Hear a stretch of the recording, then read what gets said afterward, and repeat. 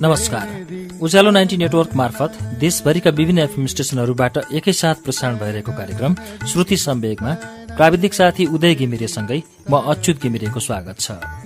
श्रुति सम्वेकको मंगलबारको श्रृंखलामा हामी नगेन्द्र नेउपानेको उपन्यास दरबार बाहिरकी महारानीको वाचन सुनिरहेका छौं।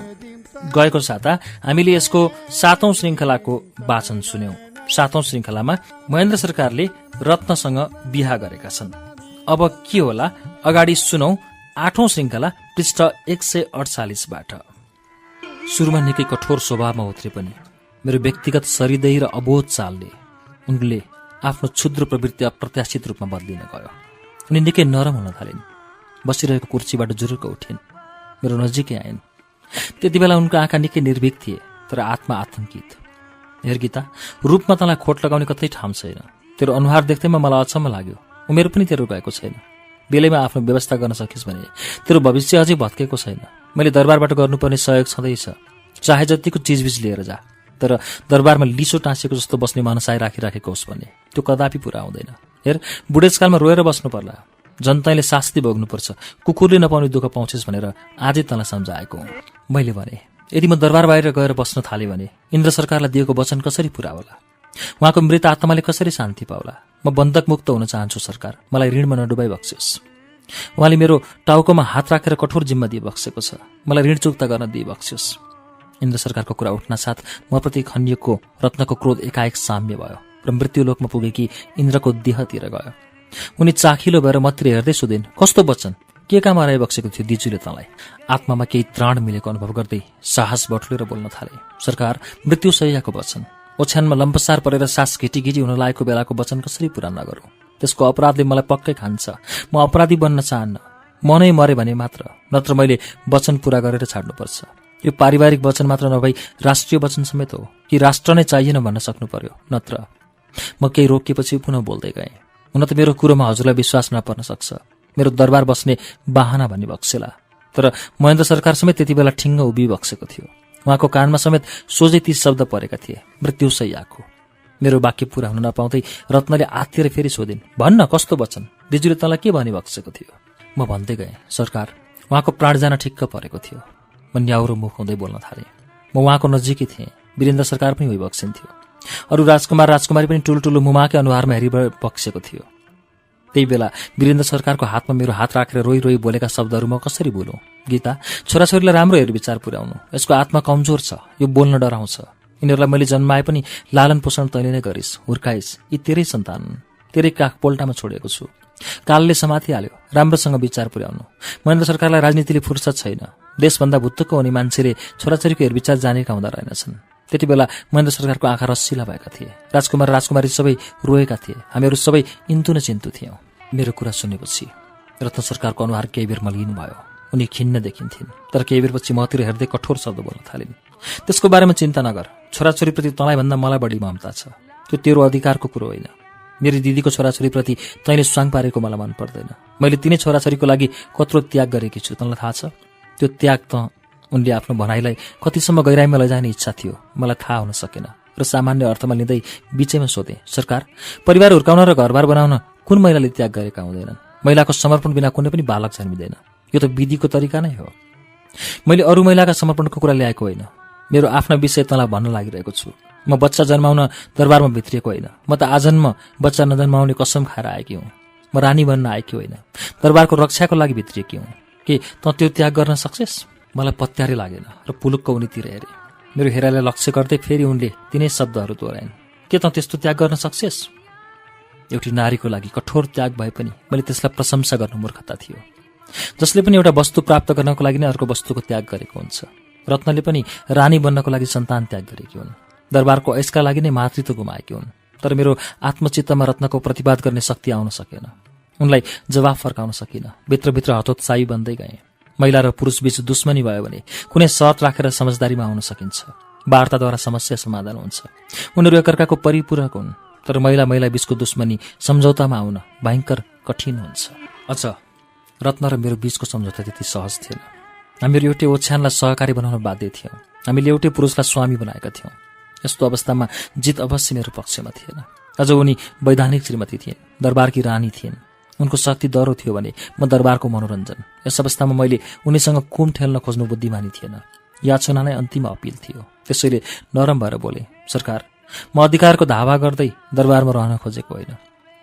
अधिकार खोज्ने मेरो क्षमता पनि छैन र चाहना पनि होइन।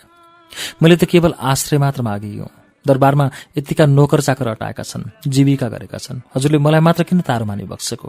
बरु अरू सुसारीले जागिर खाएका हुन्, तर म जागिरभन्दा यथार्थमा छु। मलाई जागिर होइन, दरबारको माया छ। सरकारहरूको सेवा नै कृपा हो। यत्रो ठुलो दरबारमा म कति नै साँगुरो पाएर। दरबार ठुलो र सानोको सवालमा तँलाई मैले उतार्न खोजेको पक्कै होइन। रत्न केही भावुक हुँदै बोल्न थाल्यो। तपाईँ मेरो कुनै रिस र डाहा पनि छैन, तर राष्ट्रलाई कसैले पनि खेलठट्टामा राख्नु हुँदैन। मलाई देशमा विद्रोह भएको हेर्न मन छैन। दरबार भागबण्डा लागेको कुनै पनि रानी देख्न चाहँदैनन्। देशको लागि तैँले पनि केही त्याग गर्नै पर्छ, केही उत्सर्ग गर्नै पर्छ।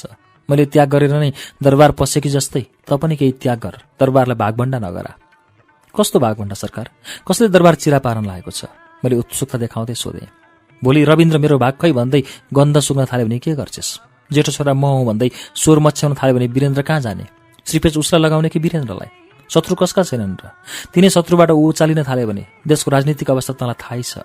हरिराम, हजुरले के त्यस्तो अपराध सोची बक्सेको होला? कठैबरा त्यो ह्याउ न स्याउको पानीको लट्ठीलाई के को गन्ध सुँग्ने क्षमता होला? के को श्रीपेचको कुरा गर्ला त्यसले? मेरो तर्कमा सही मूल्याङ्कन नगरी आफ्नो अहङ्कार नै उनको मुखमा निस्किँदै गयो। तँ त सुसारे होस्, तँलाई तेरै पेसा प्यारो छ, तर म सहन गर्न सक्दिनँ। यो देशप्रति मेरो पूर्ण जिम्मेवारी छ। यो सानो देश टुक्रिएको हेर्न चाहन्न। रत्नले कुरा बटारेको देख्दा मलाई अचम्म लाग्यो। व्यक्तिगत रूपबाट उनको आशय राष्ट्रतिर गए पनि त्यो राष्ट्रियता फोस र त्याग मात्र थियो। त्यति बेलाको मेरो निरीह चेहरा र सोझो प्रकृति देखेर रत्नले नाबालक रविन्द्रलाई राष्ट्रिय दुश्मनको रूपमा लिइन्। तर वास्तविक मुटुको काँडा मै थिएँ। मैले महाभारतको उदाहरणलाई निकै धैर्यसाथ अगाडि ल्याउँदै बोलेँ, सरकार, पाण्डवहरूलाई कसैले पनि दुईटा आमाका छोरा भन्न सकेका थिएनन्। उनीहरूको एकता देख्दा भगवान कृष्ण समेत तर्सनुहुन्थ्यो। 5 जनाको एकता महाभारतको अन्तिम प्रहरसम्म टुक्रिएन। के रविन्द्र र वीरेन्द्र त्यसरी नै बस्न सक्दैनन् र? के उनीहरूमा एकता हुँदैन र? जुनसुकै दरबारमा पनि दाजुभाइ काका भतिज मिलेर बसेका हुन्छन्। तिनीहरूको एक आपसमा माया ममता हुन्छ। के सौतेलो भाइ भन्दैमा डराइहाल्नुपर्छ र? उनको मुखबाट तिरस्कारको छाल उर्लेको जस्तो टर्रो बोली सुनिन थाल्यो। हेर, तैँले महाभारतको कुरालाई आफ्नो हतियार बनाएर मलाई प्रहार गर्न खोजेकी होलिस्, तर तैँले त्यसमा आशै नगरे हुन्छ। म दरबारको छाना उद्रेको हेर्न चाहन्न। अब उनलाई वास्तविकता बोध गराएर दरबारमा बस्न पाउने आशा रित्तिएपछि धम्काउने विद्रोही प्रवृत्ति मेरो थिएन, क्षमता पनि थिएन।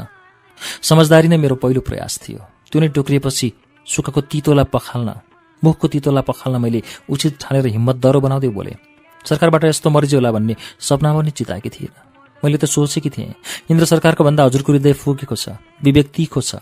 पढे लेखेको नारीले यति साँग्रो गल्लीबाट हिँड्न नहुने हो। तर मेरो सोचाइ ठिक उल्टो निस्कियो। कताको इन्द्र सरकार, कताको हजुर। बौद्धिक स्तरको महिलाले नीच स्तरको सोचाइ राख्नै हुँदैन। हजुर एकपटक रानी नभई साधारण महिला भइबक्सेस्, मेरो घाउले कति चर्याउँछ। राजा दशरथकी पनि 4वटी रानीहरू दरबारभित्र बाहिर गर्थे। खै त्यहाँ कहिले चर्को स्वर सुनिएन। अझ पाण्डु राजाको कुरै नगरौँ, पाण्डु राजाको रानीहरूमा कहिले होडबाजी चलेन। त्यो एकताले नै उनीहरूको विजय भयो। होइन, तैँले महाभारत र रामायणको भन्दा अरू कुरै जाने कि छैनस्? कति तिनै कुराहरू सकि नसकी बुन्छेस? एक्कासी उनको मुखबाट रुखको ध्वनि बाहिर निस्कियो। तर मैले आफ्नो सन्तुलन बिगारिनँ। मेरो क्रममा आँच आएन। भावुक हुँदै सिलसिला मिलाउँदै गएँ, सरकार, मलाई वर्तमानको पनि ज्ञान छ। त्रिभुवन सरकारकी रानी सरला सरकार अझै दरबारमै भइबक्सिन्छ। हजुरलाई याद भएकै कुरो हो। मलाई कसैले पनि बाहिर जा भन्ने ताकत छैन। दरबारका सबै चोक उहाँका लागि खुल्ला छन्। मैले टाउकोलाई झड्कार्दै फेरि थपेँ, दर्जाकै कुरा गर्ने हो भने सरला सरकार र ममा के नै फरक छ र? उहाँ पनि त्रिभुवन सरकारको आफ्नो जेठो दाजु सागर सरकार अझै जिउँदै भइबक्सिन्छ। तर सागर सरकारसँग त्रिभुवन सरकार कहिले तर्सी बक्सिनु भएन। उहाँ पनि सौतेलो दाजु नै भइबक्सन्छ। राजगद्दीमा उहाँले आँखा लगाइ बक्सेला भन्ने शङ्कै छैन। तर हजुर रविन्द्रलाई त्यति ठुलो बैरी ठाने बक्सिन्छ। त्यसको के अड्डी, के हिम्मत? बरु हजुरको कृपा पात्र हुन सक्यो भने अवश्य सहयोग गर्ला। दरबारको, राष्ट्रको हेरविचार गर्ला। वीरेन्द्रलाई सहयोग गर्ला। हजुरले उसलाई आफ्नै छोरा सम्झी बक्सियोस्। मेरो भनाइमा उनको अनुहार फिक्का देखिएको थियो। आत्तिएको सङ्केत गर्दै देब्रे हातले निधारबाट गालासम्म पुछेकी थिइन्। मैले धेरै बेर नै उनको प्रतिक्रिया पर्खिबसेँ। उनी विचारमग्न भइन्। मैले सोचेँ, म प्रतिको उनको तीव्र गुण्डागर्दीमा परिवर्तन हुन सक्छ। मेरो शरणलाई मरण अवश्य गर्दिनन्। तर उनको निर्णय परिवर्तन हुन सकेन। भद्रभावको स्वर निकाल्दै बोल्न थालिन्, हुन त मैले तँलाई दरबारबाट निकाल्न खोजेकोमा अवश्य क्रोध उत्पन्न भएको छ, औडाहा छ। मलाई थाहा छ तैँले मलाई शत्रु ठानिस्, तर यसको ज्ञान तँलाई अहिले होइन, पछि मात्र हुन्छ। यो तेरो हितको लागि नै गरेकी हुँ। अहिले उमेर छँदै ज्ञान पुग्यो भने भविष्यमा जिउन तँलाई गाह्रो पर्दैन। तर महेन्द्र सरकार भन्दै नारायण टी दरबारको भित्तो छोडिनस् भने तेरो आयु अवश्य छोटो हुनेछ। आयु? म तर्सिएको देखेर रत्न मेरो अझै नजिक आएर निकै सान्त्वनाको स्वरमा भन्न थालिन्। दरबारको भन्दा बढी ऐस आराम र सुखशयल बाहिर हुन्छ भन्ने तँलाई दरबारै किन चाहियो? त्यसको सम्पूर्ण व्यवस्था मै गरिदिउँला भएन? मलाई थाहा भयो, पानी जतिसुकै उम्ले पनि त्यसले आगो लगाउन सक्दैन। आगो बल्न आगो नै हुनुपर्छ। मसँग न आगो थियो न आगो सल्काउने लक्ष्य पनि थिएन। सानोतिनो आगो झोसु भन्ने सोच आएको भए सकिन्थ्यो होला, तर त्यस्तो सोच लिइन। निमुखे निम्सरो प्राणी जतिसुकै मच्छे पनि आखिर थच्चिन कर लाग्छ। मैले आफूले आफैलाई निकै असहाय देखेँ, निर्दोष सम्झेँ। मेरो पक्षमा बोलिदिने मान्छे कोही भएन। मेरो गला अवरुद्ध हुँदै आयो, आँखाबाट आँसु खस्न थाले, चारैतिर अन्धकार हुँदै आयो। उभिन सकिन र भुइँमा थचक्क बसेँ। एउटा अबोध नारी आँसुमा लतपतिले सुचुक्क भुइँमा बस्नु अति दयनीय थियो। सायद रत्नलाई दया लाग्यो वा लाचार बनायो। उनी हत्तपत्त मतिर हुत्तिँदै आइन् र कुममा दुवै हातले समाउँदै सम्झाउन थालिन्। नरो, मैले तँलाई अझै कहाँ जा भनेकी छु र? अहिले गइहाल्नु पर्दैन। यतिका वर्ष बिताएको ठाउँ, ओहोरदोहोर गरेका बगैँचा, आँगन छोड्नु जसलाई पनि गाह्रो भइहाल्छ नि। साथीसँगै पनि तेरा धेरै छन्, तिनीहरूसँग बिछोड हुँदा पीडा अवश्य हुन्छ। फेरि म तँलाई रित्तो हात पठाउँछु भने कि सबै व्यवस्था गरिहाल्छु नि। घर जग्गा, नोकर चाकर समेतको बन्दोबस्त गरौँला। त्यसबारेमा तैँले चिन्तै गर्नु पर्दैन। उनले धेरै पाठ सिकाइन्, उपदेश र अर्थी पुग्दो मात्रामा सुनाइन्। तर मलाई दरबारबाट निकाल्ने उनको जरो हलिन सकेन। उनको चेतनामा विवेक बस्न सकेन। महिलाहरूले जति नै जिद्दी गरे पनि, हठी बने पनि त्यसमा पुरुषको समर्थन हुन सकेन भने उनीहरूलाई थच्चिन कर लाग्छ। उनीहरूको आवेश जुन गतिमा बढेको छ त्यही गतिमा ओर्लिन सक्छ। त्यसैले मेरो सहारा अब राजा त्रिभुवन र युवराज महेन्द्र सरकारतिर गयो। मैले आँखाहरू रस्सिला बनाउँदै रत्नतिर हेरेर सोधेँ, सरकार, एकपल्ट त्रिभुवन सरकार र महेन्द्र सरकार दुवैलाई अनुरोध गर्छु। उहाँबाट बस जानु पर्दैन भने मर्जी भयो भने हजुरले विरोध नगरी बक्सियोस् है, मेरो बिन्ती। यसबारे उनको तत्काल कुनै प्रतिक्रिया आएन। फरक्क टाउको बटारिन् र सोझै कुर्सीमा गएर बसिन्। म पनि उठेर पहिलाको जस्तै दुवै हात र जिउ झुकाएर नमस्कार गरेर कोठाबाट बाहिर निस्केँ। बाहिर निस्किन लाग्दा मेरो कानमा उनका क्रूर लवज सोझै आइरहेका थिए। गीता, त धेरै बाटी हुन नखोज है, अब तेरो पालो पुग्यो, 2-4 दिनमा सर्नुपर्छ, मालसामान मिलाउँदै गर। कार्यक्रम श्रुति सम्वेकमा अहिले तपाईँले सुनिरहेको वाचन नगेन्द्र नेउपानेको उपन्यास दरबार बाहिरकी महारानीको वाचन हो। यसको बाँकी अंश केही बेरमा वाचन हुनेछ। उज्यालो सुन्दै गर्नुहोला। काठमाडौँको सडक गल्लीमा नारा र भिड नभएको दिनै हुन्थेन। शहरको भित्रभित्रसम्म पनि मान्छेहरू ठेलमठेल गरेर दौडिरहेका हुन्थे। चर्को नारा लगाउन पाइयो भनेर उनीहरूलाई के नभएको थियो। राजा जनता सबै दङ्ग थिए, तर म कठोर वेदनामा तडपिरहेको थिएँ। नेपालमा आएको प्रजातन्त्रसँग न त मलाई रमाइलो थियो न हौसला। आखिर व्यक्तिगत उत्पीडनले लछार पछार पालेको बेला देश जतिसुकै रमाए पनि त्यसमा सहभागी हुन सकिँदो रहेनछ। जतिसुकै उज्यालो घाम घरमा झुल्के पनि आत्मा अँध्यारो नै हुँदो रहेछ। मेरो मानसिकता तहस नहस भइसकेको थियो। म निकै कमजोर भएकी थिएँ। यतिसम्मको मेरो अगाडि अजङ्गको पहाड आएर बसिदिएको थियो। न म तोडेर भित्र जान सक्थेँ, न भाग्न नै। म हल्ल न चल्ल भएँ। रत्न सरकारले मेरो उठीबास गराइदिन्। उनको चुनौती थियो, एउटा दापमा 2वटा खुकुरीहरू बस्नै सक्दैनन्। कि तँ बस कि म जान्छु, कि म बस्छु तँ जा। तर उनी सिन्दुर हालेर भित्रिएकी युवराकी दरबारमै रानी बन्न आएकी थिइन्। दरबारबाट निस्किने कुरै थिएन। निस्किनु त मैले नै थियो। कहिलेकाहीँ टक्कर लिउँ वा लुसुक्क हिँडौँ भन्ने प्रश्नले मलाई कहाँ नबिजाएको हो र। तर टक्कर लिने क्षमता नै थिएन। त्यसो गर्न पनि सकिनँ, लुसुक्क जान पनि मन भएन। मिलेर नै बसौँ भन्ने थियो। उनलाई निकै सम्झाएँ, तर म प्रति उनीभित्र जन्म भएको सौताको औडाहा पखालिन सकेन। उनले मलाई ननिकाली नछाड्ने भइन्। मेरो दिमागमा राजा त्रिभुवन ठूलो भरोसा लिएर देखा परे। पक्का पनि रत्नको अहंकार र सेखी जान सक्ने क्षमता त्रिभुवनसँग मात्रै छ भन्ने मलाई लागेको थियो। उनले रत्नलाई थुचुक्क बसाउन सक्छन्, तर राजा त्रिभुवनलाई भेट गर्न त्यति सजिलो थिएन। त्यसताका उनी व्यस्त थिए। खाने बस्ने फुर्सद नै थिएन। काङ्ग्रेसका नेताहरूको ओहिरो लाग्थ्यो। राणाहरूलाई पनि सत्ताको मोहले अझै छोडेको थिएन। उनीहरू छामछुम गर्दै गन्ध सुँग्दै त्रिभुवनलाई भेटिरहन्थे। नारायणटी दरबारको पूर्वपट्टि एउटा सानो चिडियाघर थियो।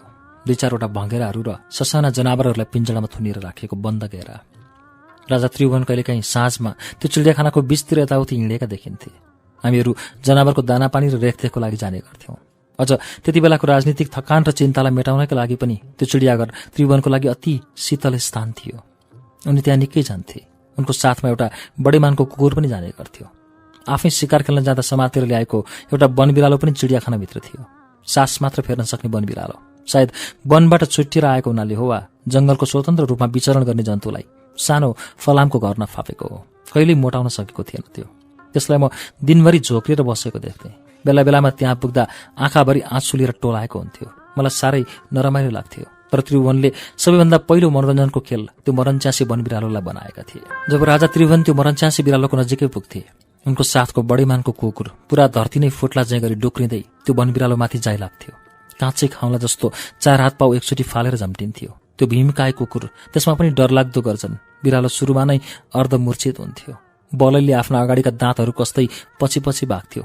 कुकुर झन् फलामको बार नै च्यातौँला जसरी दायाँतिरबाट र बायाँतिरबाट आफ्नो तीखा नङ्ग्रा सकिन सकी घुसार्दै जान्थ्यो। फेरि बिरालो न्यार्र गर्दै पछाडि पछाडि सर्थ्यो। एवं रीतले वनबिरालो र कुकुरको झम्टाझम्टी विचित्रको युद्ध मैदान हुन्थ्यो। बिरालोको न्यार्र मुर्र रुवाई, कुकुरको गर्जन, एउटा अद्भुत आतंक, एउटा टिटलाग्दो बिलाप, एउटा क्रूर आक्रमण। राजा त्रिभुवन खुब रमाइलो मानी मानी मच्ची मच्ची वातावरणलाई तताइरहेका हुन्थे। बेला बेलामा उनी आफै फलामको डन्डीबाट हात छिराएर वनबिरालोको पुच्छर तानिदिन्थे। बिरालो झन् त्रसित हुँदै टाउको बटार्दै बुर्लुक्क उफ्रिन्थ्यो र राजा त्रिभुवनलाई चिथोर्न आइपुग्थ्यो। अनि त्यही बेला उनी ताली बजाएर कुकुरलाई हँस्याउँदै चिच्याउँथे, टोक टोक त्यसलाई टोक। कुकुर फेरि एकैचोटि 4 हात पाउ छोडेर वनबिरालोको गिदी नै छेडौँला जस्तो गरेर बुर्लुक्क उफ्रन्थ्यो। तर कुकुरको क्रूर क्रोधलाई फलामी डन्डीले रोकिदिन्थ्यो। जब उसको क्रोध फलामी डन्डीमा ठोकिन पुग्थ्यो, ऊ बेतोडले शरीरलाई कम्प दिँदै जिब्रोबाट रियाल चुहाउँदै आगो ओकाउनलाई जस्तो गरेर पिञ्जडालाई फनक्क चक्कर लगाउँथ्यो अनि फेरि वनबिरालोतिर उफ्रिन्थ्यो। एवं रीतले त्यो फलामी पिञ्जडा एउटा युद्ध क्षेत्र थियो। त्रिभुवन मुर्चा परिपरि हाँस्थे। हामी सुसारीहरू वरिपरि उभिएर रमिता हेर्थ्यौं। एक दिन राजा त्रिभुवन मच्ची मच्ची वनबिरालो र कुकुरको लुछाचुँडी हेरिसकेपछि चराहरूको पिञ्जडातिर उभिरहेका थिए। म पनि त्यतै वरिपरि थिएँ। मलाई यो मौका फुत्किन दिन मन लागेन र नजिकै गएँ। सुरुमा निकै सङ्कोच लागेको थियो। अहिले मुख फोरौँ वा केही दिनको लागि विचार गरौँ, तर आँट बढ्यो र अगाडि बढेँ। राजाले मेरो उपस्थितिलाई सहज बनाउँदै किञ्चित राजकीय अहङ्कारको आभास नदिई बिस्तारै आफ्नो अनुहार उज्यालो बनाएर मतिर पुलुक्क हेरे। मेरो साहस अझै बढ्यो। वास्तवमा हामी बीचको नाता मालिक सुसारेको मात्र नभई जहान परिवारको थियो, ससुरा बुहारीको थियो। उनी रविन्द्रलाई औधी मन पराउँथे। म नजिकै पुगेपछि वनबिरालोले नै उनलाई बोल्ने बाटो फकाइदियो र सोधे, गीता, आजकल यो वनबिरालोलाई खानेकुरा त्यति पुगेको छैन कि क्या हो? झन् दुब्लाउँदै गएको देख्छु। खै रौँ पनि फुस्रा छन्, चिल्ला हुनुपर्ने होइन र? कि यसले खाँदैन? चिडियाघरको जिम्मा कसले लिएको छ? राजा त्रिभुवनले आफै खुलेर बढेपछि मेरो सङ्कोच आफसे आफ सकियो। वनबिरालोको लक्षणले मलाई पो फाइदा भयो। मैले हौसिँदै उनको शरीरदायित्वमा बल दिँदै बोले, महाराज, त्यत्रो जंगलको सेरोफेरोमा उफ्रिएको प्राणीलाई यति सानो कोठामा कसिएर बस्नु पर्दा कम बाधा भएको होला र मोटाउन पाओस्? फेरि परिवारबाट बिछोडिएको वेदना त्यति नै होला।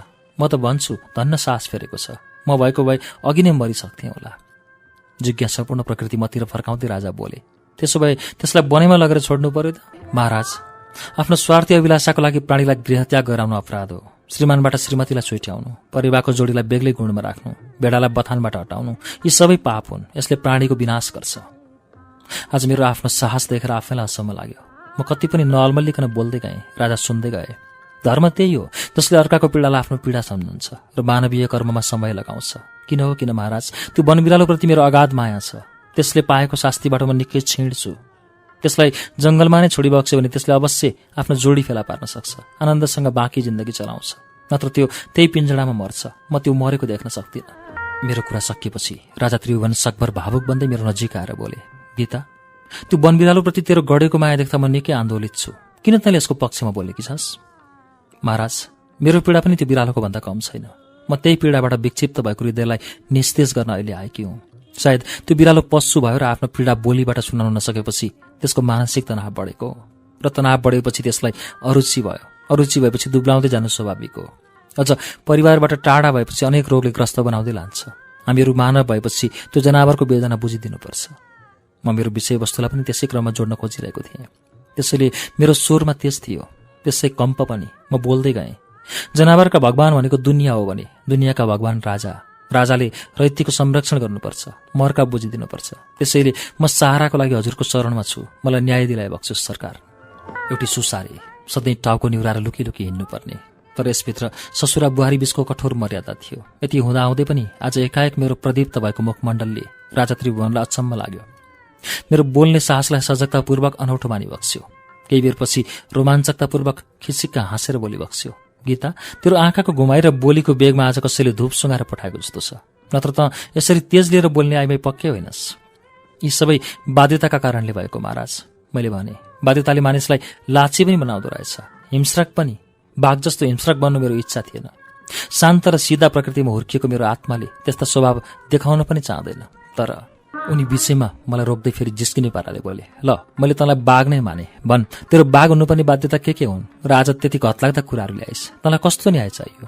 म मर्यादाको परिधिलाई नाग्दै बोल्न थालेँ। मैले नागेको मर्यादाको परिधिलाई मैले ख्याल गरे पनि मेरो कुरा सुन्न हतार भएका राजालाई सायद त्यसको वास्ता भएनछ। उनले निकै चाख दिएर मेरो कुरा सुन्न थाले। सरकार, सानै उमेरमा मेरो प्रवेश दरबारमा भयो। दरबारमा नै मेरो बालपन र युवा जोश रित्तियो। दरबारमा नै मैले आफ्नो सिप र जाँगरको सिँचाइ गरेँ। दरबारप्रति मेरो प्रगाढ माया छ, विश्वास छ। अन्त्यमा दरबारसँग मेरो नाता पनि जोडियो। रविन्द्रको जन्म यहीँ भयो। योभन्दा ठूलो गर्व के गरौँ? त्योभन्दा सामिप्य केलाई मानौँ? तर आज एकाएक दरबारबाट बाहिर जानुपर्दा मलाई कस्तो भएको होला? मेरो आत्मा कति रोएको होला? झण्डा लिएर सडकमा पो जान सकिनँ। दरबार छोड्न मिलेन। तर के 2007 सालको क्रान्तिमा अरू के समेत गरिन? हजुरहरूको सवारी दिल्ली भयो। त्यत्रो नारायणी दरबार मैले नै सम्हालेर बसेँ। भित्रदेखि बाहिरसम्मको रेखदेख मैले नै गरेँ। त्यति बेला कस्तो बिगबिगी थियो, त्राही त्राही थियो। सानो थिएँ, सानै त्याग गरेँ। हजुरहरू ठुला भइबक्छन्, त्यो ठुलै त्याग गरिबक्स्यो। देशै छोडिबक्स्यो। कत्रो हल्ला थियो। राजा त्रिभुवन दिल्लीमा नै बस्ने भयो अरे। दरबारको दुनियाँको भयो अरे। त के गर्छस् गीता भन्नेहरू पनि थिए। नेपाल भारतमा मिसियो भन्नेहरू पनि थिए। तर मेरो कम साहस थियो। अब यो बुढेसकालमा कहाँ जाउँ? कसको सहाराले बाँचौँ? सहारा चाहिने नै बुढेसकालमा हो। तर बुढेसकालमा नै दरबारबाट निकालिएपछि मेरो कुरा सकिन नपाउँदै त्रिभुवन उत्तेजित हुँदै बोले, होइन के भन्दैछ यो? तँलाई कसले दरबारबाट निस्कि भन्यो र? मैले त भनेको छैन। कसले भन्यो? मलाई थाहा थियो महाराज त्रिभुवनको इच्छा विरुद्ध नै महेन्द्र सरकारले रत्नलाई दरबारभित्र आएका थिए। म महाराजलाई लोलोपत्तो लगाएर रत्नको विरुद्ध नराम्रोसँग उत्रिन सक्थेँ होला। राजाको दिमागमा रत्नलाई दुष्ट मुडको छाप लगाइदिन सक्थेँ होला। तर एउटी नारीले अर्की नारीप्रति त्यति तल्लो स्तरमा पतन हुन बेवकुफी मात्र नभई पशुत्वमा पुग्नु थियो। आफ्नै घाँटी निमोट्नु जत्तिकै थियो। त्यसैले मैले उनको इज्जतको हत्या गरिन। आफ्नो दिमागमा टाँसिएको औडालाई कायमै राख्दै बिस्तारै बोले। केही दिन अगाडि मात्र रत्न सरकारबाट मलाई आज्ञा भयो। मैले दरबार छोड्नुपर्छ अरे। अब मेरो दरबारमा बस्ने दिनहरू सकिए अरे। यहाँ रहने मेरो कुनै हक छैन। अब म के गर्नु सरकार? राजाले रत्नलाई शङ्का गरेका रहेछन्। उनको शङ्का त कि महेन्द्र सरकारकै हो वा आफ्ना रानीहरूमध्ये कुनै एक हो भन्ने रहेछ। तर एक्कासी मेरो मुखबाट रत्न सरकार भन्ने शब्द फुत्किना साथै क्रोध खन्याउँदै रातो भएर मतिर हेर्दै बोले, तैँले के भनिस् त? दरबार छोड्छस् त अब? मैले होसियार हुँदै जवाफ दिएँ, यति वर्षसम्म हजुरको छत्र छायामा बसेँ। हजुरको कृपामा यहाँसम्म छु भने हजुरलाई एक वचन नसोधी जाउँला र? मैले बोलेपछि उनले टाउको फनक्क फर्काए। मैले तत्काल फेरि भने, एकपटक महाराजसँग नसोधी कसरी जाउँ? उहाँबाट के मर्जी हुन्छ? निस्कनै परेछ भने पनि उहाँकै अनुमति लिएर निस्कौँला भनेर आएको। त्यसैले हजुरको शरणमा छु महाराज। राजा त्रिभुवनलाई भित्रभित्र कटुताले असह्य भएछ। क्रोधले मतिर हेर्दै चर्खेर बोले, अहिलेदेखि हुकुम चलाउने भइथ्यो? राणाहरूको हुकुम मेरो घर परिवारमा समेत चल्न थाल्यो। उनीहरूले दरबारलाई समेत नियन्त्रणमा लिए। तर मैले महाराजको रिसको ज्वालामा घिउ थपेर डडेलो बढाउन चाहिन। उनका चितुवा चाहिँ गर्जेका आवाजमा थप्पडी बजाएर वातावरणलाई झन् भयावह बनाउन चाहिन। बरु उनको मुखबाट निस्केको विषको रापलाई बरफ दलेर चिस्याउनु थियो। दरबारलाई शान्त पार्नु थियो। त्यसैले त्रिभुवनलाई बीचैमा रोक्दै बोल्न थाले, महाराज 1 महिना होस् वा 10 वर्ष, वैधानिक रूपमा बिहे गरेर दरबार भित्रिएको रानीको मेरो भन्दा बढी अधिकार हुन्छ। उहाँका आदेश मान्नुपर्ने मेरो कर्तव्य हो। तर अहिले उहाँले अधैर्य देखाउनु नहुने, मलाई तर्साइहाल्नु नपर्ने। मेरो कुराले उनलाई झन् वैराग्य उत्पन्न गराइदियो। वास्तवमा मेरो अभिव्यक्ति नै दही चिउरी थियो कि मैले रत्नको खुलेर विरोध गर्न सक्नु पर्थ्यो कि कुरै उठाउनु नहुने। तर यता पनि ठिक्क उता पनि ठिक्कले गर्दा त्रिभुवनलाई निर्णय गर्न गाह्रो भयो। रत्नलाई पनि चिडाउने चाहना ममा थिएन। उनी चराहरूसँग खेल्दा खेल्दै चटक्कै छोडेर छेउको बेन्चमा बस्न पुगे। म पनि उनको नजिकै उभिन गएँ। उनका निधारमा उत्पन्न भएका उराट लाग्दा धर्काहरू र एकतारले टोलाइरहेका आँखाहरू देख्दा निकै गहिरो चिन्ताले समातेको अनुभव हुन्थ्यो। उनी दिक्क लाग्दो भाव निकाल्दै बोल्न थाले, देशमा प्रजातन्त्र आयो, खुसी भयो, कति राणाहरूबाट खोसिएको शक्ति जनतालाई हस्तान्तरण गरियो भनेको त जनताका छोराहरू नै पिटापिट गर्न थाले। आफूमा नै कुस्ताकुस्ती भयो। उनीहरूलाई संविधान कहिले बनाउने, चुनाव कहिले गर्ने भन्ने बारेमा चिन्ता छैन। तर आफूमा लडाई।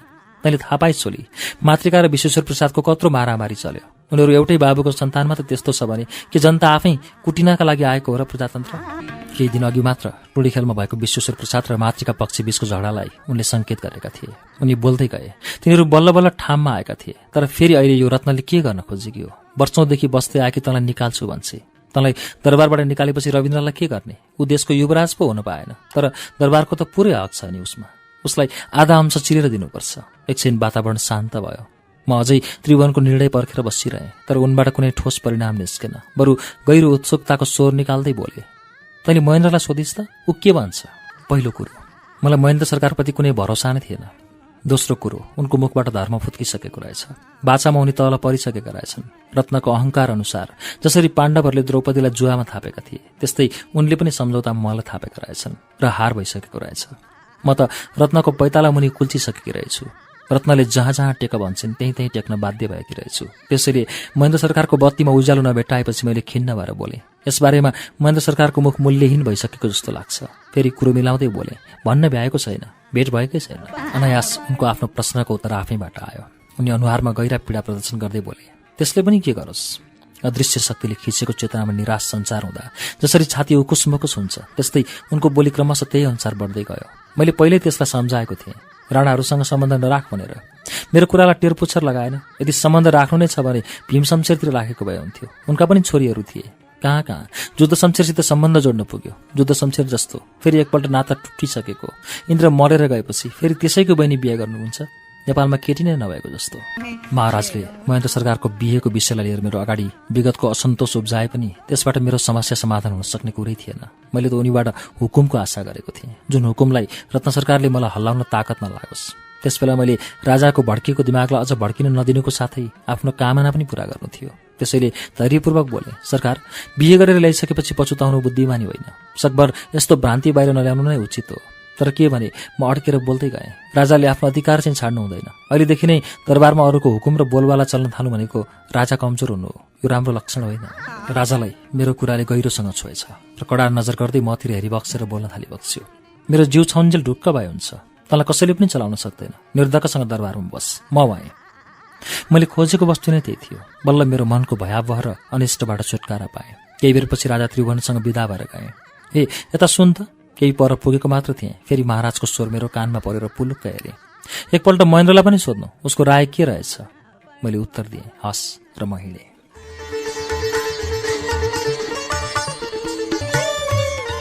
श्रुति सम्वेकमा यतिन्जेल तपाईँ दरबार बाहिरकी महारानीको वाचन सुन्दै हुनुहुन्थ्यो। यो वाचनसँगै आजलाई श्रुति सम्वेकको समय सकिँदैछ।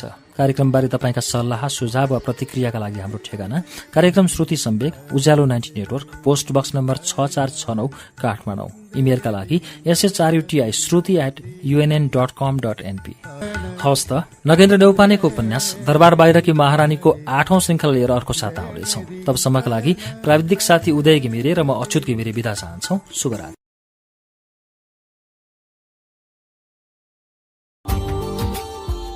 Subscribe now and press the bell icon. Never miss an update.